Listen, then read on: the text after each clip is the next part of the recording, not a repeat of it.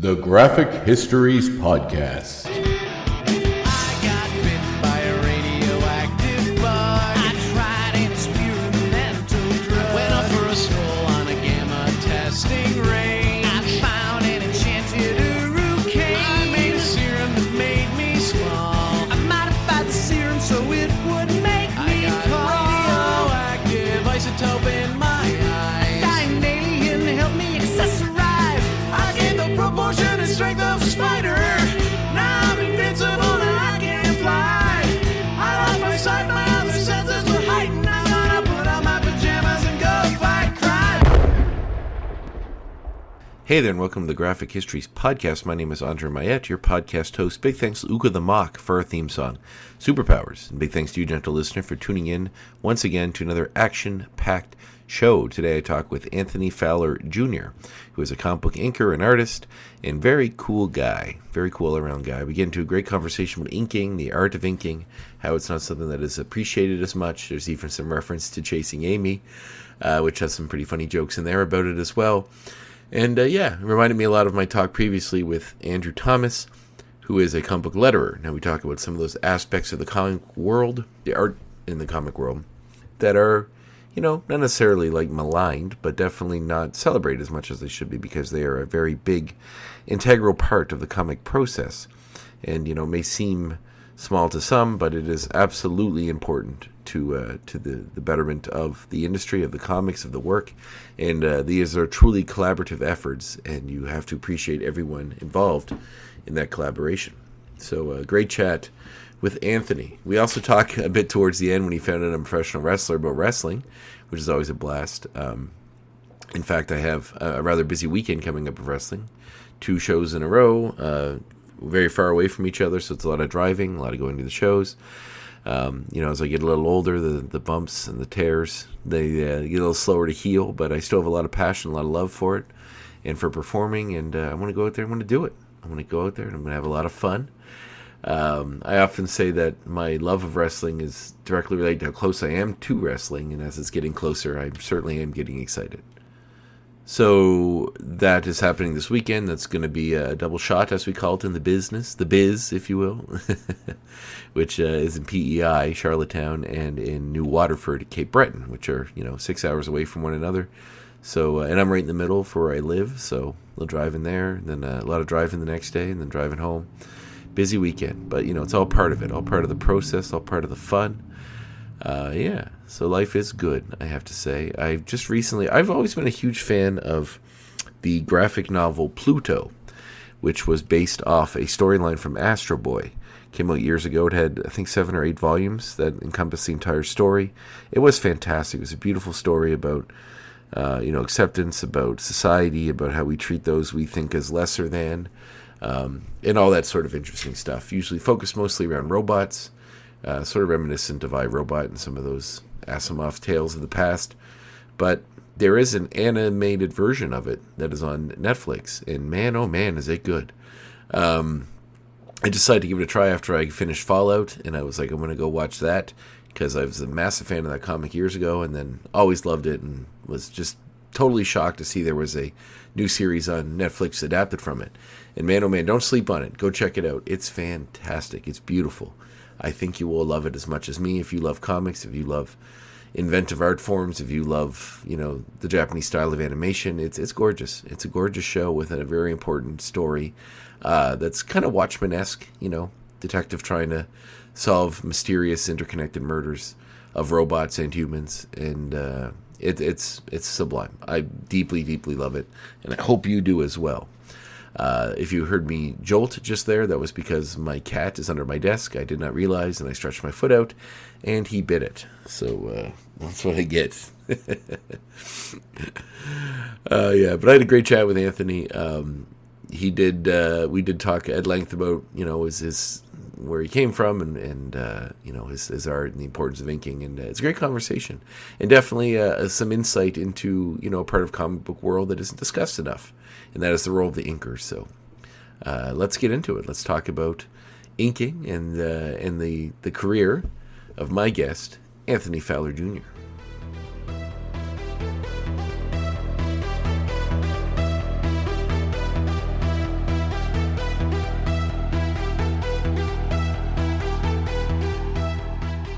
Hey, how's it going? Good. How are you? Pretty good. Can you hear me okay? I sure can. Awesome, awesome. Oh man, I love that Majora's Mask. That's awesome. Thank you. Yeah. I saw that on Etsy and I was like, yeah, I gotta get that. You know what? I've actually like when I was a kid and the first one came out, I played it so much, like Ocarina of Time, that like when the second one came out, I never got it and I never played it. And I've always been sort of amazed by it because it looks so visually Hmm. cool and interesting.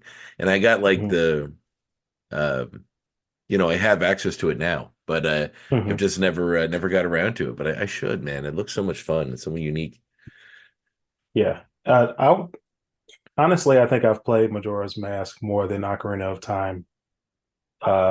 Probably twice as much. Just it's um I think it's because it's so dark.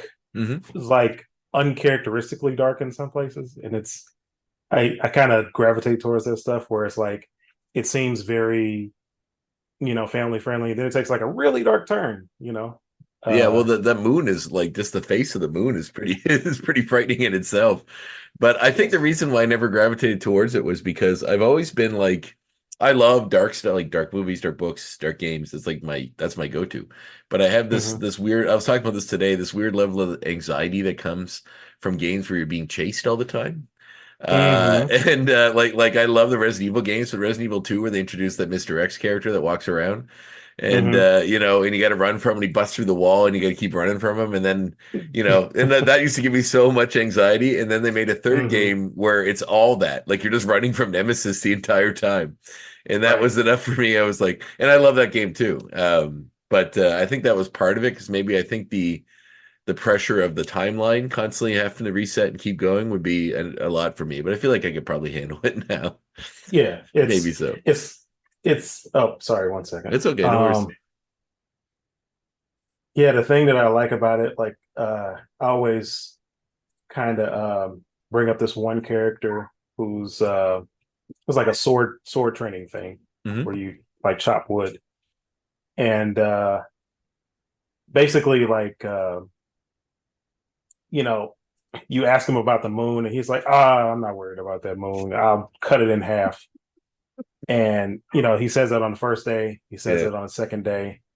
On the third day you go into his shop and there's a sign up and he's like, I've gone off to sharpen my sword, don't look for me.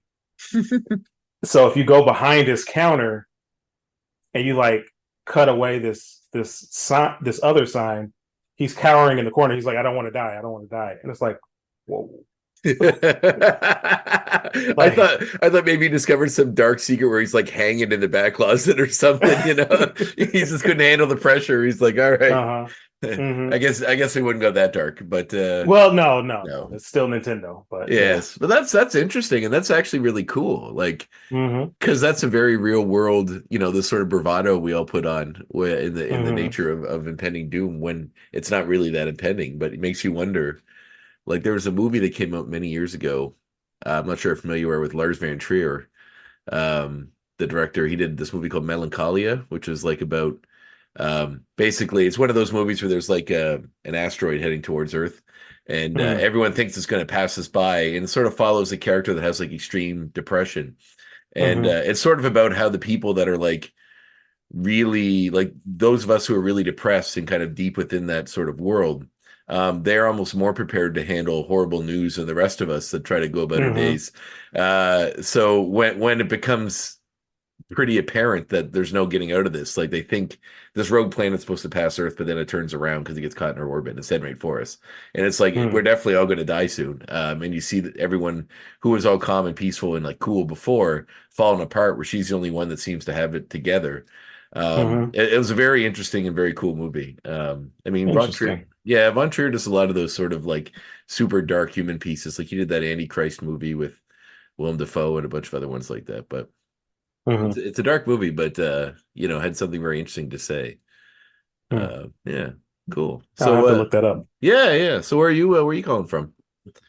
I am up near Chicago, Illinois. Ah, So okay. uh I'm originally from St. Hmm. Louis, Missouri, Oh, nice, and moved up here about 4 years ago. So it's been nice. pretty cool. My Chicago to me is like I think it's just I just recently watched The Bear Hmm. on Disney Plus, which I believe takes place in Chicago, and it references a lot of the city Hmm. and area within it. Hmm.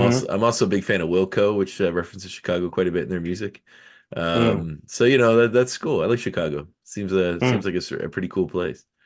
Yeah, you should, if you get a chance to visit, because you're in Vancouver, Oh, other side, no, Nova other Scotia. side, Nova Scotia. Okay, Yep. other coast. Okay. Yeah, right above Maine there, Oh, basically. awesome. Yeah, well, Quebec's right above Maine, but we're on the other little further out. So Mm. yeah. But yeah, I have been to Vancouver recently, and but I have been meaning to visit the states, other parts of the states a lot more. Hmm. I've only really been to Florida and New York and Vegas. So Oh, all the terrible places. yeah, yeah.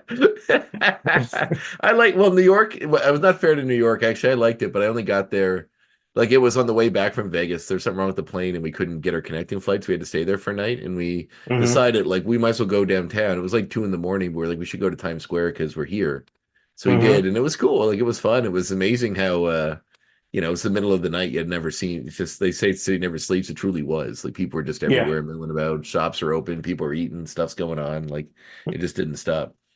Yeah. When I went to New York for the first time, I had never seen that many people in one place at one time in Times Square. Just like I remember, because I was my first time, we got there late. We checked into our hotel and we decided to just kind of leave out and kind of see what the city was like. Hmm. And it was 1 o'clock in the morning, and it was just like streams of people. This was pre-COVID, but streams of people just everywhere. Hmm. And I was like, the, it almost like expands your mind a bit because you're like, wow, there's like this is a lot of people to meet, and there's like billions more, Yeah. So Well, like I listened to a lot of other podcasts where they interview people, and like I was just listening to Mark Maron's. He's talking to Susie Essman from Curb Your Enthusiasm, and mhm. she was like, "No, this is like home. New York's home for me. It's like I feel so home, and it's always been home. It always will be home. It's so quaint. I'm so familiar with it." And I was just like, it just seems so big. I couldn't imagine, like to be piled on top of so many people and like underneath so many other people, and just everything is just a Mhm. constant grind. I don't know if I'd ever feel comfortable in that. I mean, I probably would. I'm pretty adaptable, but. Like our, Mhm. our life is pretty rural out here. Even the Mhm. city, like Halifax, which would be our biggest city, Nova Scotia, is, it's pretty cool, and I like it. I could probably live there, I guess. But New York just seems Mhm. like such a bigger scope, so Mhm. huge. Just, I but I guess you guess, just you find your equilibrium. yeah, you probably find Yeah. your art community. Like I do art stuff, comic stuff, but Hmm. like I like acting a lot, and I feel like the theater scene there is pretty cool. So I'd probably fall into that somehow. But Oh, of course. Yeah. yeah, it seems like a pretty cool. So, what was growing up in St. Louis like? Did you move Um. here when you were a kid, or were you there your childhood? Oh yeah. Born and raised in St. Louis. Oh, okay. Um, St. Louis is it's an interesting place. I grew up on the north side and kind of in the suburbs, Hmm. and it's pretty basic, I guess.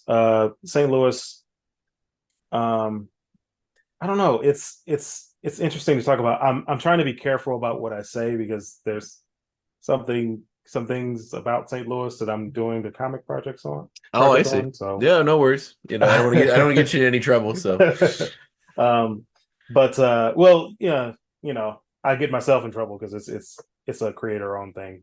I see. Um, but yeah, like it's an interesting place. I guess it's more interesting to people who don't live there. Mm. Because you know how it is. It's where you're from is always boring, Oh yeah. but when someone else visits, it's like, dude, this is awesome. But no, it's an interesting place. I don't know if it's okay to mention this, but it's like St. Louis. It's like one of the most well. It frequently tops the list of the most dangerous cities in the United Hmm. States. Fantastic. So, and then also Really, it's St. it's Louis. Wow. Okay. you'd think it'd be yeah, Yeah. um, but no, it's I don't know how they measure that exactly, but Yeah. Well, yeah. that gives me like no sense of pride, but it is what it is. Mm. Well, urban centers and stuff, and the bigger they get, the nature of that. But it's interesting that one is very strange. What did your folks do? So, my father was a truck driver, and my mom was a nurse. They also did catering on the side. My dad does like a lot. He did well. He retired now, but he Hmm? did uh, barbecue, and he would cater picnics and stuff. And he has like this huge, like 18-foot grill, Oh, cool. Those are making cool. barbecue and stuff, making ribs. Nice. So Very cool. that was my So childhood. were you like helping out at the catering every weekend? Yeah, I was what like they say, I was voluntold. Oh, yes, yes, So yeah. Yeah. Well, it seems to be it. Like, did you have any brothers or sisters? yep, I have three sisters, no brothers, and Oh, I'm the yeah. youngest. Wow. Well, it seems like the kids are always get conscripted into that. Like my dad was a carpenter and I would be on weekends, I'd be hauling, debris into the dumpster or handing him nails or running stuff up ladders to him or whatever he needed. So Hmm. that's just how it worked, I guess. Oh yeah, Um, definitely. so were you always into comics? Like, was that something you had it from a young age? Um, I would say yeah. The first time I recall going into a comic book shop was when I was 10. My dad took me to a store called Bugs Comics in St. Louis. It's no longer there, but um, even before then, I was like a big fan of like X-Men, the animated series, and Spider-Man, and I would watch it on TV all the time. And Oh yeah.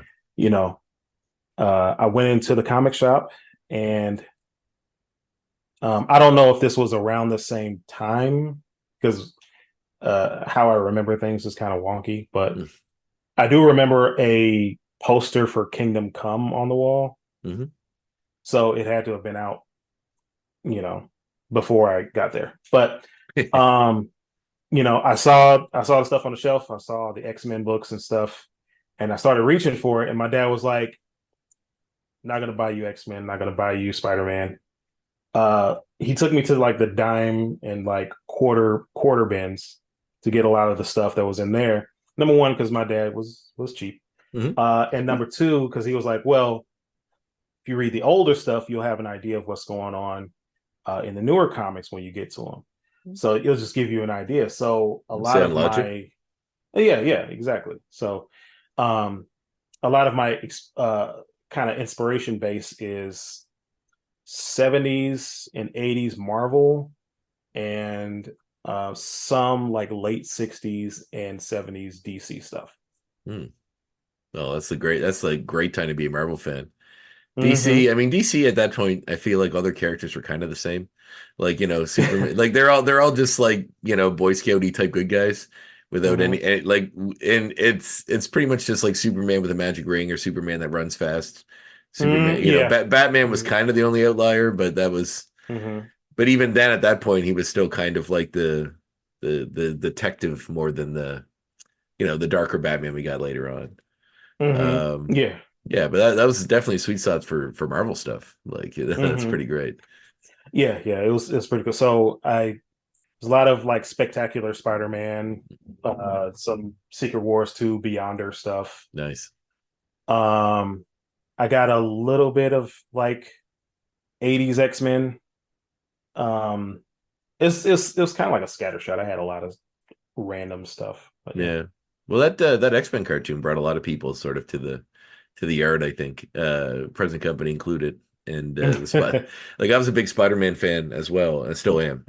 But Hmm. those and I grew up in a very rural place with like basic cable, which didn't get those shows. But I Hmm. would catch the reruns when I could at cousins or whoever would record them for me. But Hmm. I have another podcast. I think Davin, who would have contacted you, is my co-host on that one, where we watched all of that show and all through it by episode, Hmm. and we just did the new. Have you watched the new series? Yes, It's definitely. it's friggin' fantastic, man. I tell you, Yes, it's yes. insanely good. That like Marvel's hit this beautiful sweet spot of like hitting the aging nerd market that like now has the money, but still has these Hmm. fond memories of the things we loved as kids. And they're just Hmm. like, oh wait, here's that, and let's just pile on the trauma and bring Hmm. it Yep, and definitely. bring it back. Yeah, we've talked at length on that show about it, but well, that's funny. I'm sure Davins will be listening to this episode. He'll probably hit you up to be on it someday if he knows you're a fan of the show. But Hmm. we definitely have gone through, you know, quite a bit of it, and it's amazing how it's sort of taken all of the stuff we've experienced as kids growing up into the age we are now, and is now kind of throwing a lot of that at the X-Men. Like, Right. that whole Genosha episode was basically 9/11, and you're just like, oh my, Oh my God. you're just like, oh my God. It's like I remember Boda Mayo said in an interview, he was like, we're just gonna, I want the X-Men to start experiencing, all the traumas we had growing up that Hmm. happened after that show ended, because they seem to be stuck in this halcyon world where none of these horrible things that came later came, and now they're sort of injecting them into that world. And we're seeing them deal with it, and it's like, oh, it's so Yeah, good. yeah, It's yeah. Because it fantastic. was, it especially hurt me that episode. I mean, okay, this is going to sound bad. Yes, the Sentinel attack on Genosha, where like, ostensibly millions of people were killed, was terrible. The worst part was like Gambit was my favorite X-Man. So Yeah. Well, like, I, yeah. I was so like, when that episode happened, I was so adamant. I was like, there, if they bring him back, I'm like, they're gonna rob this like, I'm like, I'll be so upset, because I love that character too, but they gave him Hmm. such a good ending, and I was like, they will rob him of this if they bring him back. And Davin kept saying, he came back as a horseman of the apocalypse. That's what they're going to do. That's how they Hmm. bring him back. And then as a stinger at the end of the series, they show Apocalypse find his card and say the word Hmm. death. So you're like, oh Hmm. crap, that's exactly what they're going to do. Which is fine, I Yeah. guess. But that episode was just Uh, so well done. And I mean, you got to give Rogue a happy ending. But yeah. Yeah.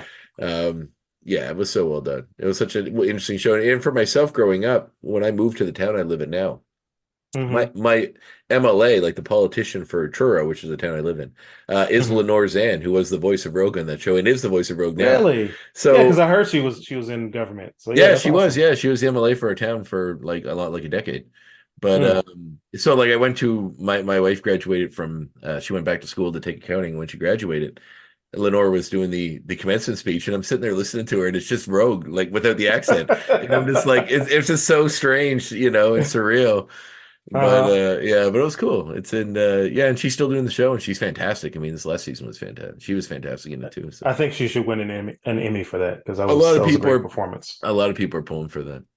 Hmm. S- Definitely. So when you got the comics, did you start drawing? Like, was that were you always drawing, and then like you just got comics and started drawing, or is that something that was always part of your Uh, childhood? I feel like it's always been a part of my childhood, but Yeah. like it definitely was kickstarted by reading comics. I would try to copy it. I would trace. I would, look up.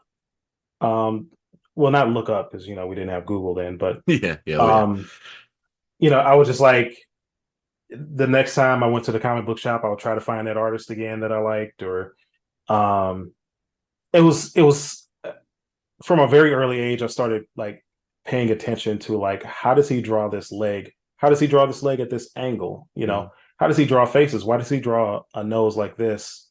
But this other artist draws a nose like this. It was interesting, but they still look like noses, even though they're drawn differently. Um, just little stuff, but drawn on like ruled notebook paper, until my dad actually got me some uh real art supplies. But yeah, I would like draw stuff and I would like take it to school and show people and people were impressed and it made me feel good because it made me feel like I could do something. Mhm. Um, but yeah, it was a good time. That's awesome. So So did you like at that age when you're getting into comics to start drawing, was this like, this is what I'm going to do? Is that what you had in mind as a career? yeah, so of course it's like so I'll tell you this. So it kind of occurred to me that this could be a career for me, but I was like, it would be cool to do this, and I kind of put it on the shelf. Hmm. One other thing that happened to me when my dad actually started buying me more contemporary comics at the time, it was an issue of Batman. Uh, you know, the I couldn't tell you what number it was, Hmm. but in the back of that comic, there was like this little like letters page, and then there was this article like, "What is an inker?" Um, and it was like pencils by like Jim Balent, who was like one of the main Batman artists at the time, and it had like four different people ink this page or this panel from one of his pages, and it kind of explained what an inker was and like what they do. And I was like, oh, I didn't know that was a thing. I thought it was just one person who did like all the drawing and the color and everything. So I remembered that, and that's another thing that I put on the shelf. So, it didn't really start occurring to me once again that this is a career that I wanted to pursue until like I was at least 21, 22.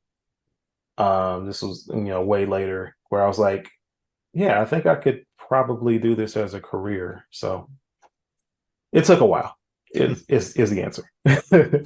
What was the step when you decided to do that? Like, did you go to art school, or did you do anything to that effect, or? Um, to a degree, I went to regular college, but I majored in art education Mhm. because I was like, well, if I, at the time, I'm like, well, I like drawing and I'm decent at it, so I'd like to be an art teacher. I think that'd be cool. Mhm. Didn't finish my degree, so but it kind of What, reignited. an Yeah, artist not finishing something? What do you mean? Unheard of, sir. I mean, yeah, it's there are times, brief fleeting moments where I regret it, but one thing that I learned is like I don't fault anyone for getting an art degree. It's if it works for you, fine. But art is one of those things. It's like you don't need a license, you don't need a certification, you don't need a degree in it. It's something you could practice whether someone is standing over your shoulder or not. Mm. So I It's had one to of think about. I'm sorry, go ahead. No, I was gonna say it's one of those weird things that like, because art is so subjective and it's so like you know so unique to each individual artist and their style and what they do. And the idea that like you try to put it in some kind of a box when it comes to teaching it just seems kind of like, I mean, I would probably say one of my art teachers in high school was the one that influenced me a lot because he was very freeing. He wasn't like Hmm. a normal type of teacher. If you were doing anything artistic in his class, he was happy. And Hmm. I would just draw comics all day and he was happy to let me do that because I was drawing. And Mm. he was very supportive of that and just a very cool guy. He passed away recently, which had me thinking about him because he just somebody shared his obituary. But No, I'm sorry to hear that. well, I mean, I hadn't talked to him since high school, but it's still, Mm. I mean, he was very encouraging that way toward about art stuff. But the idea that Mm. like, and that's why when you get into these sort of bigger world conversations about like art in relation to movies or to films or to things like or movies or books or comics or anything like that, it gets interesting because then when money's involved, it becomes a whole other ballgame. But like Hmm. the idea that like you can kind of put art in a box that you can teach just seems, I mean, I guess it's mostly just giving them everything to take and learn themselves from, like to draw from themselves, saying, here are the artists, take this information as you will and go and run with it. Oh But yeah, definitely. yeah. Like I remember Neil Adams said something to that effect. He was kind of like, um, to be a teacher is almost a ridiculous concept Mm, because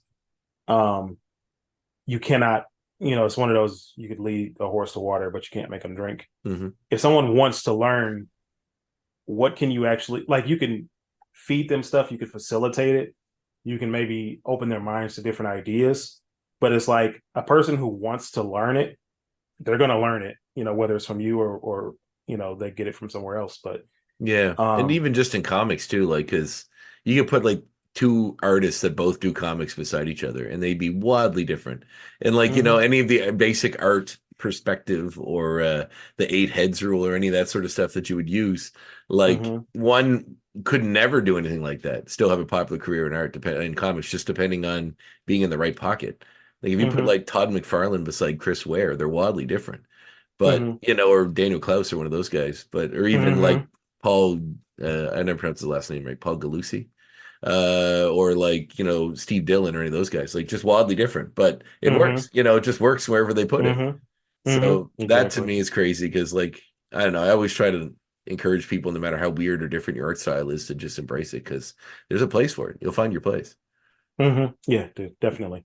Hmm. Yeah, so it's um one of the best pieces of advice that I learned in my art journey is just to um, stop looking at comic artists to find your, like, if you're looking for a style, which I also quickly learned to stop doing, but if you are trying to develop something, you're trying to figure something out, it's helpful to like not look at comic artists and look not even necessarily at other artists, look at film or look at do landscapes or stuff, just see how you can illustrate something or develop something visually according to your own eye rather than like stealing a technique from someone else. It's like, yeah, you steal from multiple sources, but sometimes you have to kind of trust your own intuition and,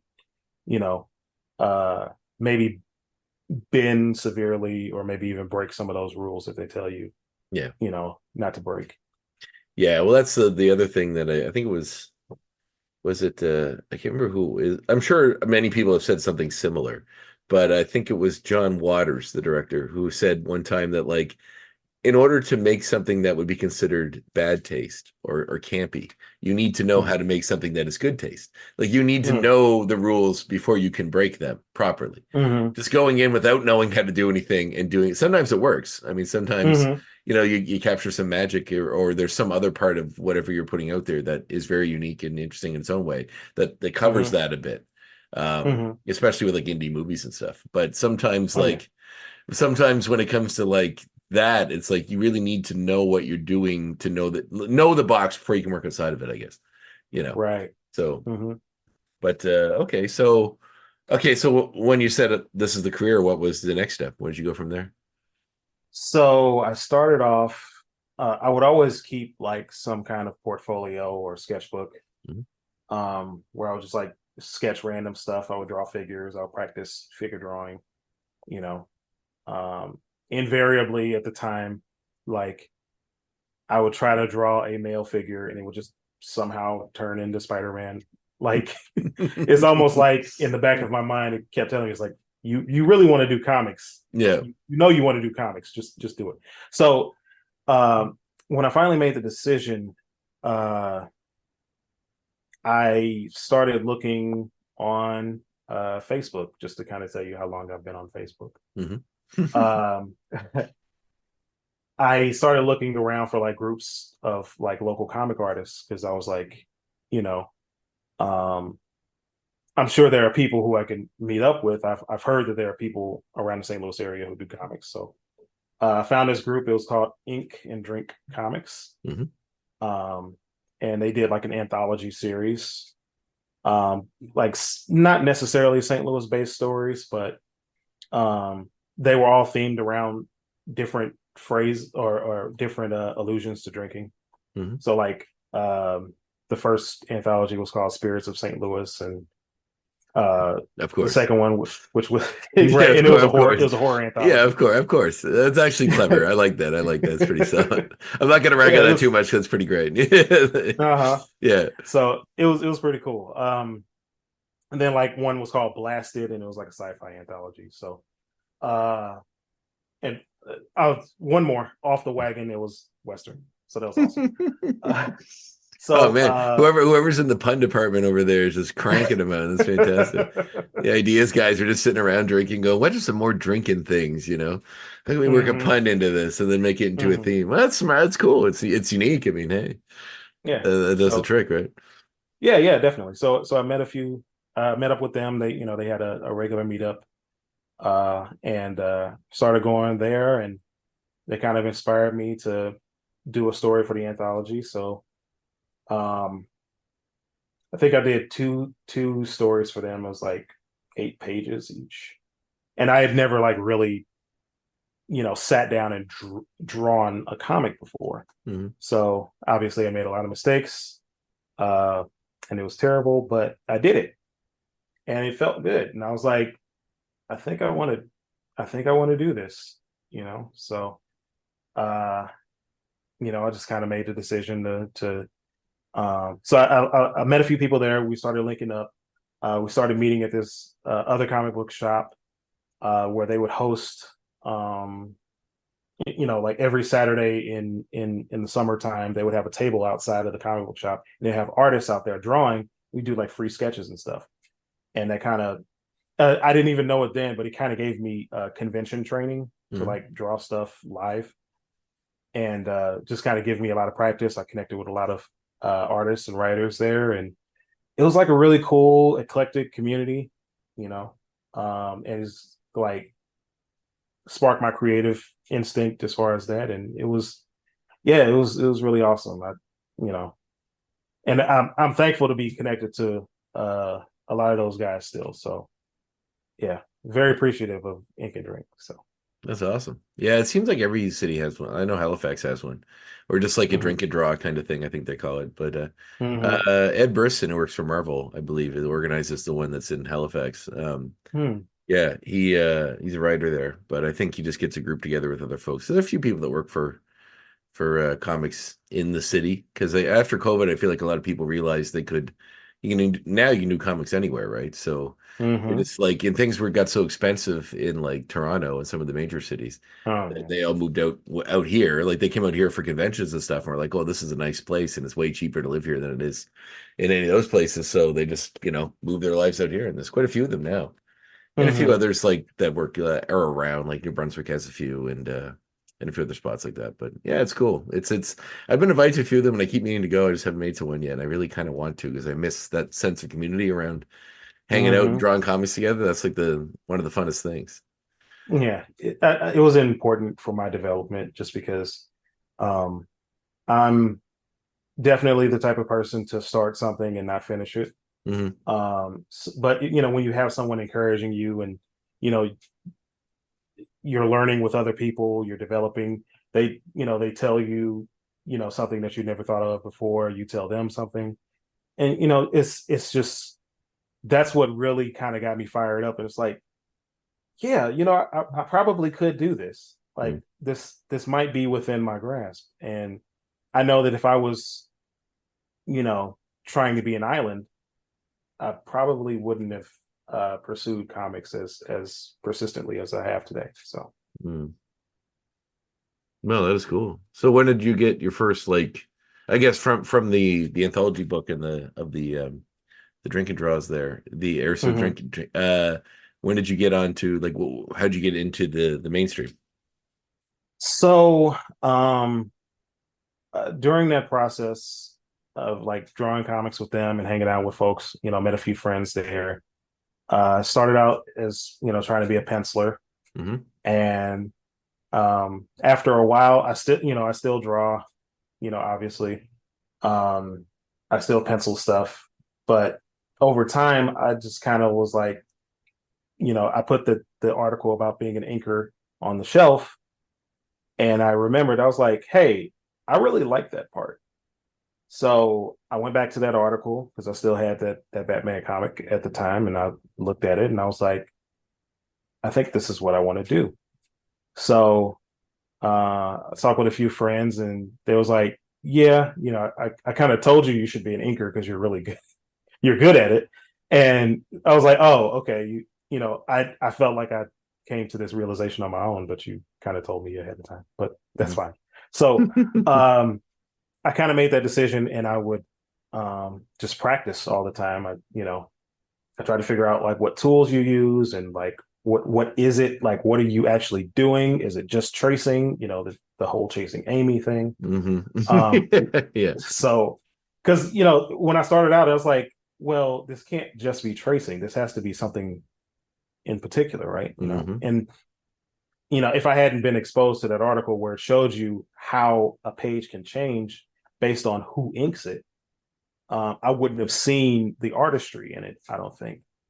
And I think that's really important. So, um, yeah, I just would like practice stuff, and I was told like, the brush is the hardest tool. So I was like, oh well, let me learn that first. So I'm kind of like now primarily a brush inker, and I would Oh, just really? post stuff on. Wow. That's Yeah, impressive. yeah, That's yeah, impressive. That's tough. I yeah. dabble with it, but I just made, and even with the flange pens, and I would always ruin something. I would always like, just get some big pool, like the flange pens I liked, and I got used to that for a while, and then like, I scratch something and leave some big pile of ink somewhere, and I get so frustrated with it. until I Mm-hmm. watched. I think it was Nick Bradshaw who draws a lot of stuff for Marvel and DC. He lives in Moncton, and he's kind of a friend. I was at a con. I was watching him work on something, and he's using those Micron pens, and I was like, Mm-hmm. those I could get behind. That's what I did do. Mm-hmm. I'm not fully into the digital way, but I've been toying with it, and I do like it. But Mm-hmm. just because of how fast everything is, it's so much faster. Mm-hmm. But man, that the brush stuff, that's impressive. I can't remember who I watched do a brush, but I was so impressed with watching them do it. It's a very tight skill set to have. It's impressive. Yeah. Yeah. Just like I like the precision, and Hmm. over time I've kind of developed my technique. Hmm. Um, I've uh, one of my mentors, my main mentor is Jay Lyston. He was, an inker for Top Cow. He inks for Marvel currently, and he's Hmm. done DC stuff. And um, he is primarily a dip pen nib inker. So he's very familiar with that '90s image style. Oh Like, yeah. he was working with Mark Silvestri and a bunch of other guys. So, yeah, it's, but I've never been able to like proficiently do dip pen stuff, Mm. because it's like they told, I was told that was easier, but it's not for me. It was like, I don't know, this is weird for me, so I Mm. just kind of stick with what I know. But to be honest, I kind of use, I'm getting into the weeds a bit, but it's like I That's all right. use everything on the page. Whatever, uh, my thing is like the line has to be right. So whatever will make the line right. It's not always brush. It's not always nib. It's not always marker. It's not always black color pencil or crayon. You just got to use whatever will sell the image, sell Mm. the illusion of depth, sell the figure, sell the action. So that's what I go for. Yeah, I was looking through some of your portfolio on your website, and I was going to say some of the cross hatching and stuff is very odd. Like, it's very finely detailed. So I figured Mm-hmm. you probably had a mismatch of the different sort of techniques. Oh yeah, yeah. Um, yeah, it's Um, every once in a while, and this is okay. I'm a flex a little bit. yeah. Go ahead, Um, flex away. You're on a typically I podcast do. about you. That's what it's for. Well, thank you. So I definitely usually crosshatch with a nib or with like a tech pen, Hmm. but every once in a while, just when I feel, you know, uh, like super confident, I puff my chest. I could like crosshatch with a brush, Oh just God, quickly. that one little brush piece that sticks out at the end. Hmm. Yeah, all right. Well, okay, you're definitely So skilled. Amazing. yeah, it doesn't always work. I will say that, but Well, uh, I'm you happy know, to hear people like I spoke with a guy a little while ago on the show that was he does art as well, but he mostly is focused on lettering, which mm, is like another skill that not like within the comics world that not a lot of people that get I wouldn't say that gets doesn't get respect. Like nobody's like, fuck those letterers or whatever. And like, that's easy bullshit. But uh-huh. the idea that it's not something that's really celebrated or discussed greatly. Hmm. And I've watched people hand letter and stuff like Stan Sakai, I watched at a con do it one Hmm. time, and like Troy Little, who lives in PEI, he and other folks like that, and it's very impressive. So, Hmm. but he was talking about how that's sort of a lost art form and not one that people really understand to the level of how important it can really make a book. And Absolutely. inking Yeah. is another one. Like you can take art that's beautiful and like look at the original pencils and be like, well, this isn't as good. And it's all Hmm. because of the inks, right? Like that really Yeah. adds color depth and makes something very dynamic. If you Hmm. want an example of that, anyone listening, you can just go uh to Anthony's page and just look at some of the side by sides of the ink in the pencil, and it's stark how much different it makes it. And some pencilers are easy on you because they fill it in to Hmm. throw X's. Some don't, and Yeah. yeah, it's interesting watching when they don't what Hmm. what inkers do with it, Hmm. because they can really change it, and it's super unique and cool.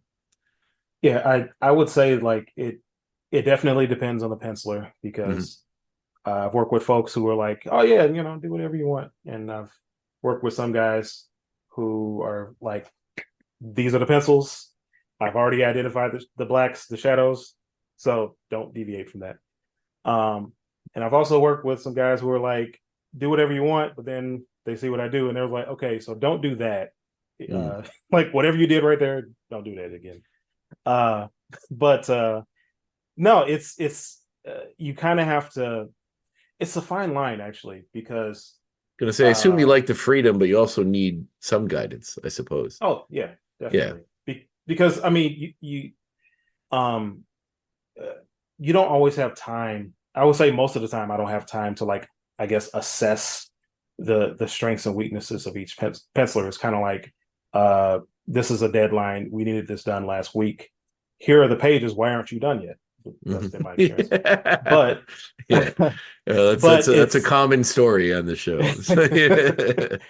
but over time I've I'll do like the first page of them and I'll try to stick fairly close to the pencils. Mhm. And it kind of gives me some time to learn like the little characteristics of the pencils.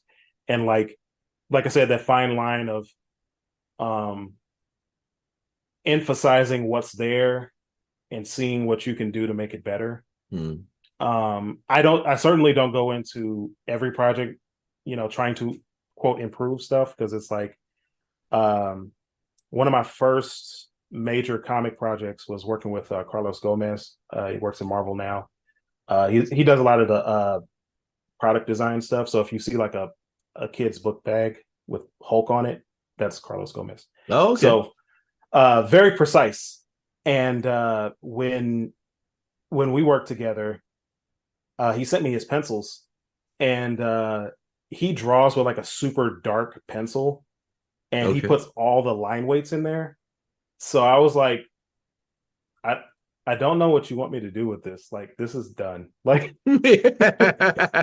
so uh you know, when it comes to like adding stuff, it's like there's nothing to improve, Yeah. like maybe I can take it in a slightly different direction that won't like distract too much, but it's just like maybe like it's already at 10, take it up to like 10 and a half or 11. Mm. So stuff like that, or just it's it's a process, and it's like I really love that part of just like discovering the learning, the getting into the groove of like, okay, I know exactly what you mean when you draw these lines or when you draw a figure this way. If you draw a figure pointing, you really want me to emphasize that finger. You want to make it pop, or you know, uh, I've practiced over people. I haven't worked with him yet, but like Sean Chen, where he's like he studied archaeology, not archaeology, but architecture. Yeah. So he draws a lot of like super detailed buildings, and he's like, look, I did a portfolio piece over him, and I sent it to him. He's like, this looks great. He was like, but those backgrounds, you're skimping on those. I Mm. took a lot of time to draw those. You need to like hit it because it's like that's my thing. Like it's Yeah. got to be right. So, so yeah, it's the whole process of learning each penciler and like learning where the boundaries are, how to push them. What do you like about what I do? And like, because I always try to get as much feedback as I can to do the best job I can. So, Yeah, and I guess people forget that intuition is a big part of it.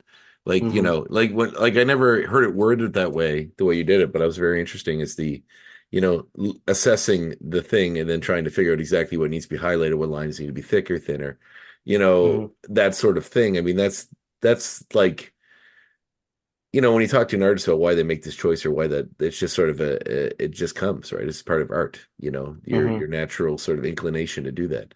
And Mhm. and with inking, it's very important but it's got to be a weird tightrope because like, like I said, you want the guidance, but you also want the freedom. But also you have this other person who's part of this, who's drawn Mhm. the other part that like might have it in their head what they want it to look like. And Mhm. like, and then if what you do is deviates from that, they, either they're cool with it or they might not be. And then Mhm. have you ever done a project where like you did it and then they're like, I hate this, we're not using this? um Not, you don't have to name names, but I'm just curious. there are NDAs involved, but Oh yeah, no worries. no, fortunately that hasn't happened to me too Okay, good. much. There's one that I can think of, but it's not so much, and I don't even know exactly what happened. They were just Mhm. like, well, we're just not going to use that, Oh, and I was okay. like, oh, okay, but it's it's I don't think I've really had a situation where there was like, yeah, this is not good. Yeah. Well, just Um, I wouldn't say not good, maybe just, not like the skill was poor. It's just their intention for the final look of it was wildly different than what it was or something to that effect.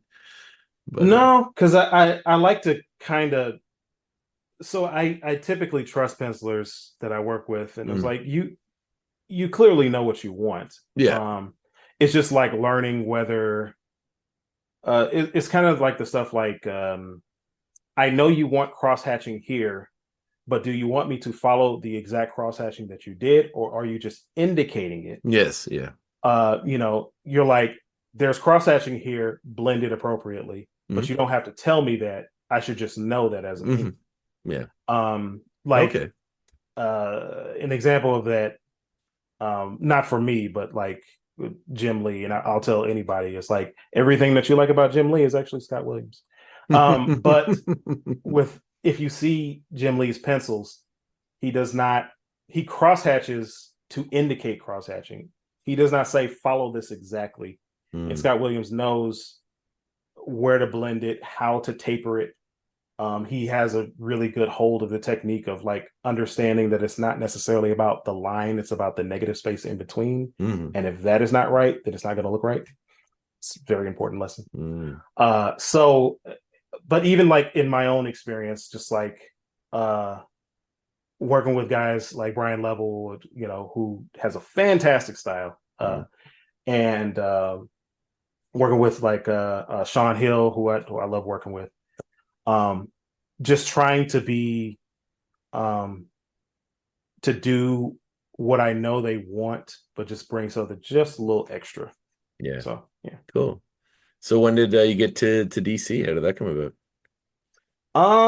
It was an interesting thing. So I for a few years and it's weird that I've met so many comic artists and connected with them like on a genuine level on Facebook. Hmm. It's And it I is know, strange. It is strange. yeah, Yeah. you know, I mean, uh, I got many folks in this show just from messaging them on Facebook, and it's like, mhm, it's weird. Like it's cool. I mean, that people are so accessible. Like I had Eric Larson on the show, and I just sent him a message on Facebook, and he just answered it, and that's how I get yeah, him on the show. Like, yeah, and Mark Russell, who's a writer that I hold in high esteem. I just had Jim Calafiore on not too long ago, and like, hmm that sort of stuff. It's like cool artists, cool, and it's like people that I hold in high regard. So. hmm But there's like I've always been a massive Jim Starlin fan, and he's on my Facebook, and I'm hmm almost afraid to message him because I really want I really like the worst that they usually do is just don't answer you. But hmm but I would really hate to like have him not want to do it, but I would love to have him on the show someday. That'd be amazing. That would be cool. Yeah. I'm So sure he'll do anyway, it. yeah, people on Facebook, what were you saying? Yeah, yeah.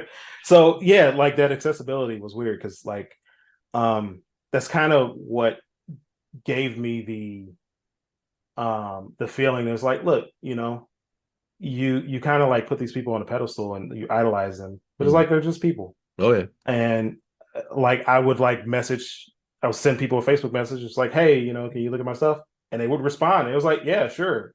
No, this looks great, but you need to change this, this, and this, and this. So I would connect with different people, and I ended up connecting with Jay Lyston.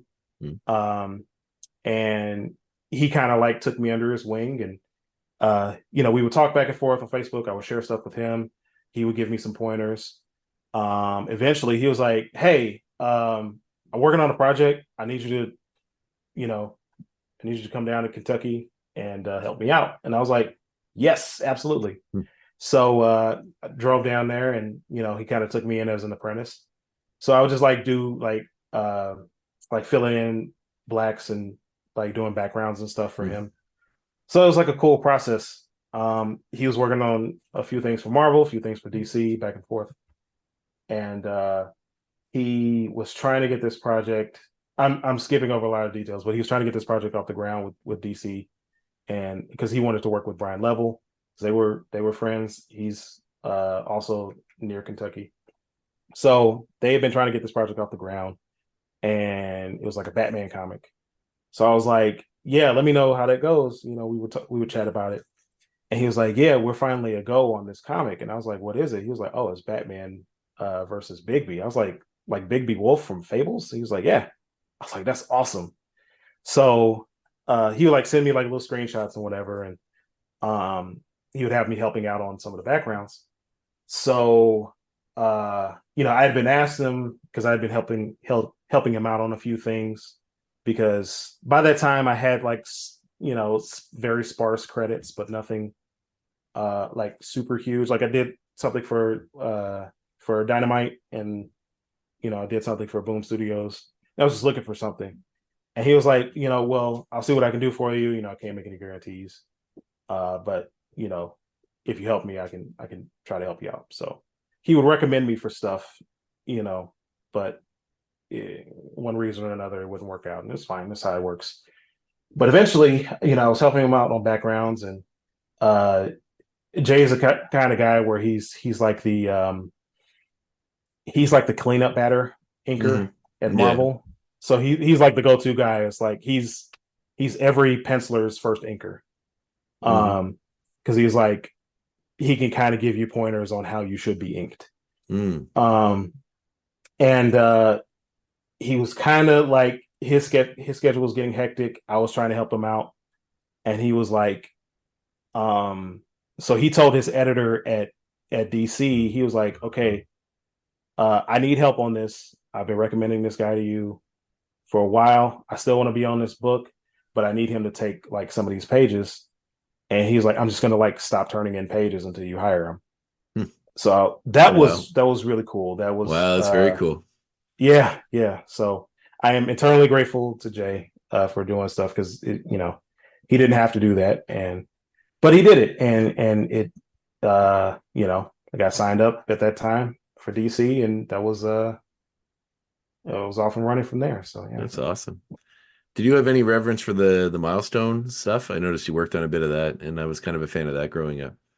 Yeah, definitely. So I did not like many people. I did not read Milestone, the comics, but I did get into Static Shock. That was most people's way to get into the world. Yeah.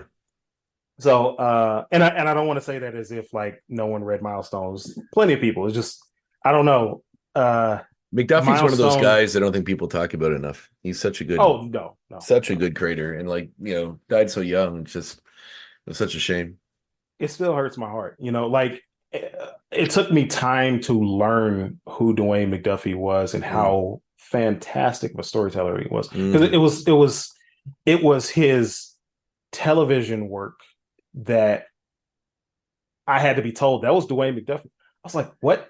So thinking about like Justice League Unlimited, and that whole storyline, like doing All-Star Superman and the stuff he wrote for Static Shock, and how deep it was. So I had to go back and read the Milestone stuff, and I was like, he is a fantastic storyteller. And just sorely missed talent, but he had a lot of people who could pick up the ball and run with it, and John Rosen, and Dennis Cowan on art, and what's his name, Ernie Reyes Jr. I think that's his name, or I might be getting his name wrong. I apologize if I miscite people, but just like all the Milestone stuff where I had to go back and read Icon and Static and Hardware, and I was like, I wish I had this as a kid, because I was like, I don't think my comic shop even like really carried Milestone. But it was just like, this is fantastic. And I got the opportunity to work on some Milestone stuff. I think after I got finished with Batman, I did Heroes Con 2 years ago for the first time, which I'm actually about to be doing Heroes Con next weekend in Charlotte, North Carolina. So nice. So I met an editor there at Heroes Con, and he was like, hey, I'm they're doing a Milestone revival. I'd heard about it, and I was like, oh, you're working with DC? He was like, yeah. So I was like, oh, okay, yeah, I've done some DC stuff. He was like, yeah, I know, that's why I came over here. So he got me on to work with the Milestone Initiative, which was a kind of like a talent drive, where they would have kind of fresh faces come in and comic book artists who kind of probably wouldn't get an opportunity otherwise. Talented folks, bunch of talented folks, and they had them do an anthology with the Milestone characters, Icon, Hardware, Static, using all the classic villains, and yeah, it was great working with a lot of those new guys. You know, shout out to I am terrible with names. That's okay. No worries. Greg Maldonado, I'm Yeah, sorry. that's all right. It was great working with him. It was great working with Damien. Shout out to Damien. It was, just had a good time and like getting immersed into Milestone. And then after that, I got to work with Sean Hill on Milestone 30th anniversary.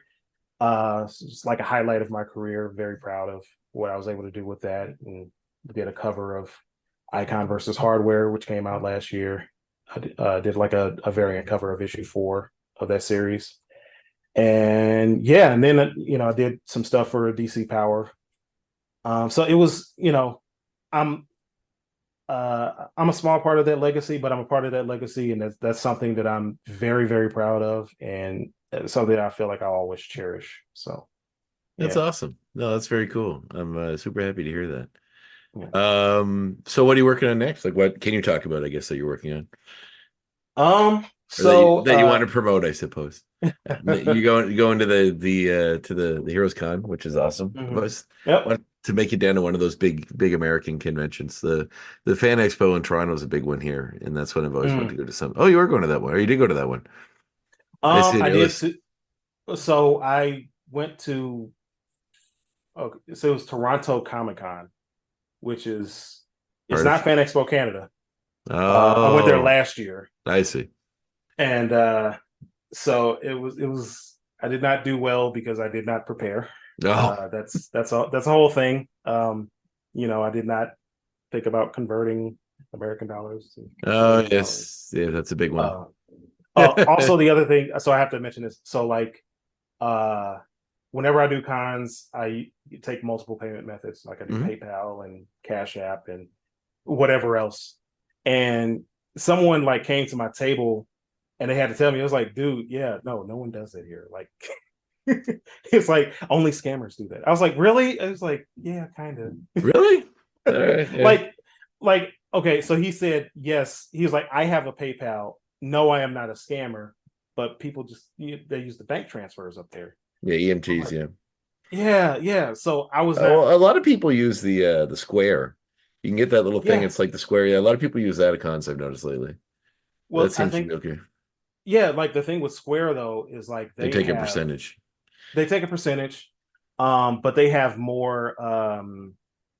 How should I say, like, connections with Canadian banking, so Oh, maybe it's okay. not a problem. I see. So like my card reader is like, if you put in a Canadian credit card, it wouldn't read it. Oh, okay. But if you take a Square reader, it's fine. Hmm. So that was a wash. Toronto was nice. The people were nice. The con the con was nice for other people if they were, because I'm sure they were more prepared, but I was Yeah. not. So, Well, lesson learned. Next time you come to a Canadian one, hit me up and I'll give you all the details. oh, well, thank you. I There's look a forward there's a to good it. one they do that I think you would probably be very interested in Moncton, in New Brunswick. It's actually going on this weekend, which unfortunately I cannot attend because I have a bunch of side jobs I do. One is I'm a professional wrestler. So Really? Oh, I have two dude, you shows. should have led with that. That's Yeah, that's well, awesome. well, I don't want to make the whole conversation about that, but I do have shows, 2 shows this weekend, so it's a busy weekend. But normally I am there slinging art. I just do art prints and stuff, and usually, but it's a really cool one because it's one of the few around here that are focused on comic artists, comic art Mm-hmm. art specifically, writers, artists, inkers, Mm-hmm. um, which is really cool because a lot of them, like Halcon's a big one, but it's mostly sci-fi stuff. Like some old Star Trek actor will be there, or some old Doctor Who or something. But Mm-hmm. comics will be there, but like over there. You know what I mean? It's mostly Mm-hmm. about Right. it's mostly about like the sci-fi characters that Buffy actors or whoever they get down to be in it, which is cool. But Mm-hmm. this one is very comic specific, which is nice because you don't see a lot of those. Mm-hmm. So Yeah, Cool. it's funny. Like, so Heroes Con is it's like one of the few large cons that's like a pure Comic Con. So it's like, Yeah, that's what I like. no Yeah. celebrities. All right. And but for that show specifically, because it's in Charlotte, North Carolina, I kind of wish Ric Flair would show up.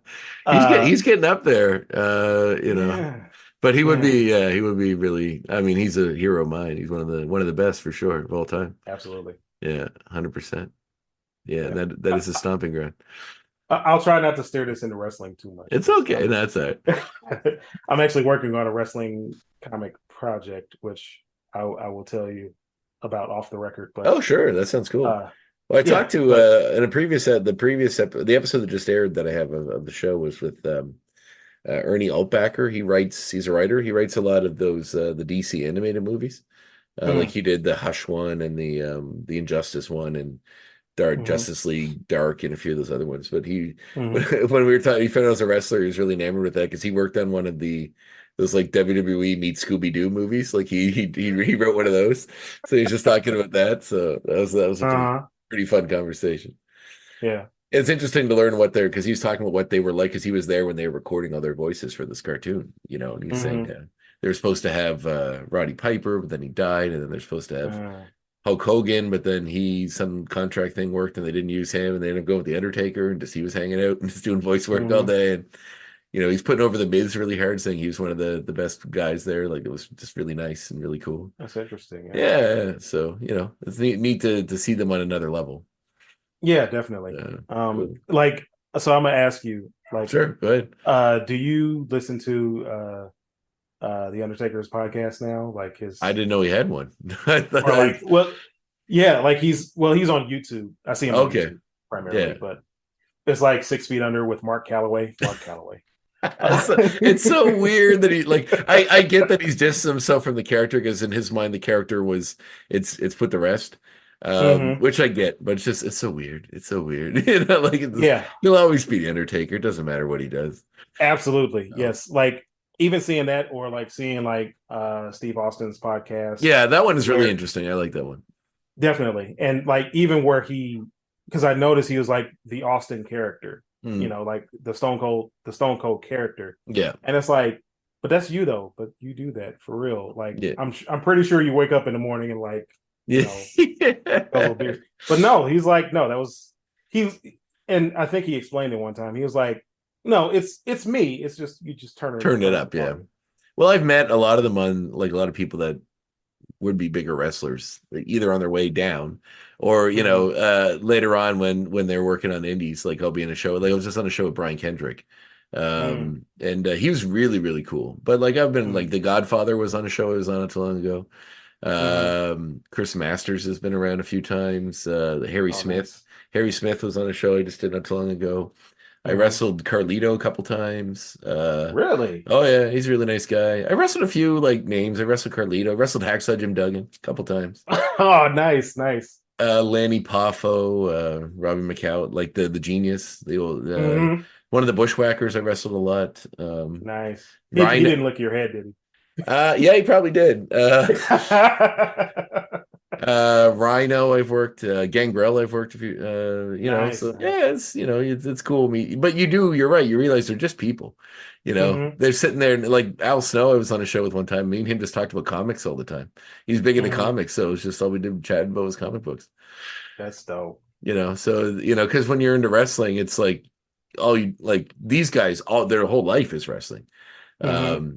So it's like they're just happy to talk about something that's not wrestling. So they're like, Yeah. they get these guys in shows to come up to them and ask them 1,000 questions about wrestling, which they're very nice to talk to about. But once in Hmm. a while, you just like when I know enough about one of them to know they're into comics or some nerdy thing like I'm into, I'll be like, oh hey, did you then we'll just chat about that. So Hmm. Yeah, that's awesome. yeah, it's cool. It's a So fun time. yeah, no, that's really cool. My dad actually took me to a it was like a wrestling show in it was across the river from St. Louis in like Belleville, Illinois. And Mhm. it was like really old school, what I'm saying, like folding chairs. Oh yeah. It was in like a bingo hall, and I was like, I love the vibe here. This is nice. Yeah, Um, I run shows in the town I live in, and I often people are coming to me and be like, and people that are like just know me from various things I do will come out to these shows and they'll be like, you know what, I was never really big into wrestling on TV, and they're like, but man, that show, because you get there and you see the kids and they're freaking out, and the mhm, crowd is like just being part of a live event where the whole crowd is booing or cheering at once. Like there's an mhm. energy that just fills you, even if you're Yeah. really into wrestling or not. You kind of lose yourself in like I do theater as well, which is a similar Mm. idea, a little Oh yeah. more subdued. But Hmm. that's a little more interesting in that you get the audience to feel a bunch of emotions besides just happy and like angry and happy, depending on the Hmm. character you are. Um, but yeah, it's a whole other world, and it's a weird like magic that comes from live performance. Yeah. Yeah. Yeah, Definitely. people lose themselves, especially just watching kids lose it. It's like the best part because they get so into it, and that's the funnest. Yeah. Yeah, for That's sure. awesome, man. That's Yeah, really cool. yeah, cool, cool. So yeah, what projects you got coming up? Oh, so I am working on a creator-owned project. I had a few people who've been kind of like prodding me to do my own thing. Nice. So, uh, currently planning on writing my own comic, and I'm kind of 50-50 on doing the art on it. I have this weird thing. Well, it's not a weird thing. It's kind of expected, I guess. But even if I don't pencil it, I have to ink it because I have to give myself work. So I'm going to write it, and I might work with a penciler, but I'm going to ink it.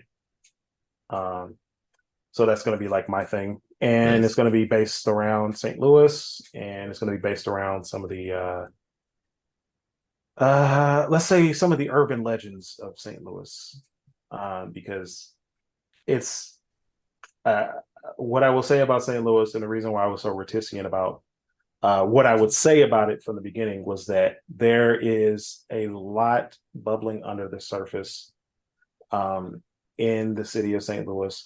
Uh, I mean that figuratively. In some ways, that is literal because there's actually like a nuclear fire underneath St. Louis that's like Mhm. slowly burning.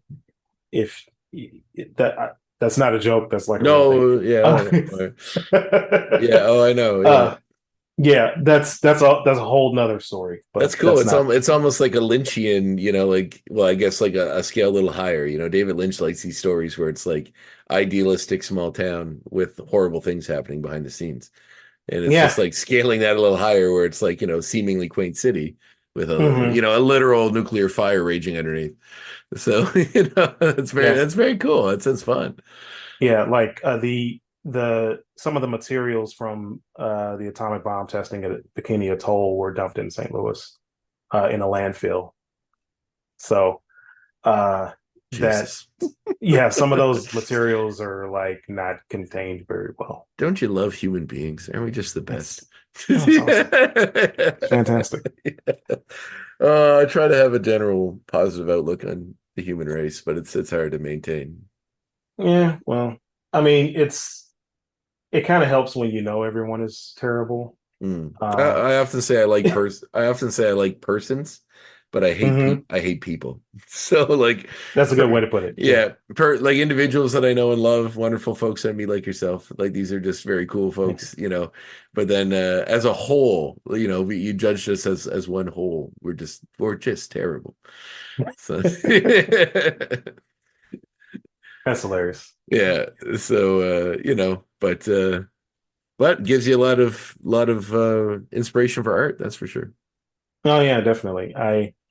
Um it's there's a lot of stories that I feel like people haven't heard before that are itching to be told.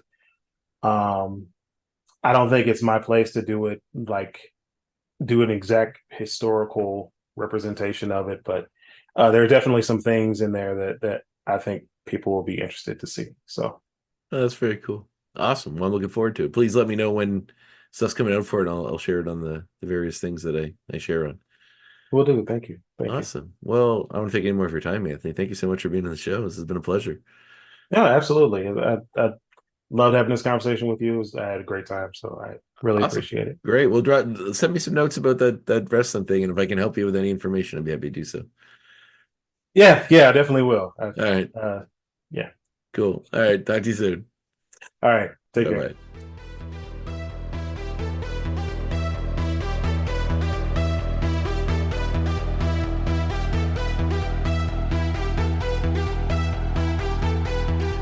There you have it, my conversation with Anthony Fowler Jr. Great conversation, great talk, great guy, and yeah, really loved it. He did in fact reach out to me and tell me what his wrestling related project is.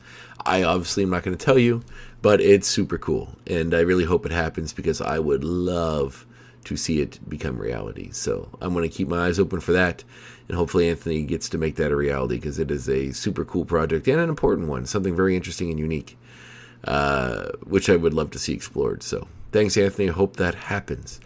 And yeah, stay tuned to my next episode, which will be in 1 week's time.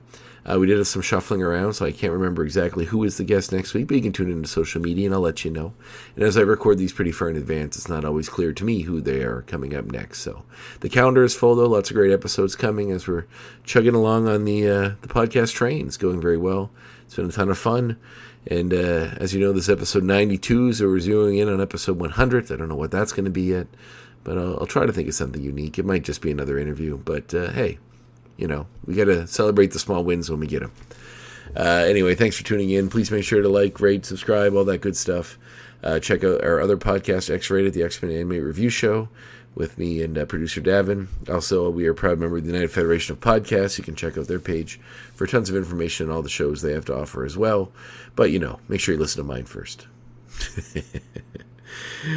All right, so in the meantime, stay safe, have fun, go read some comics, and enjoy that summer. The weather's getting beautiful out there if you're in North America. I'm not sure, you know, if you're in some other country in Europe or the Middle East or somewhere, Asia, Australia. It's always nice in Australia, but I don't know what the weather's like there. All I know is it's getting pretty nice here in this little corner of the world, so get out there and enjoy it. The Graphic Histories Podcast is a proud partner of the United Federation of Podcasts.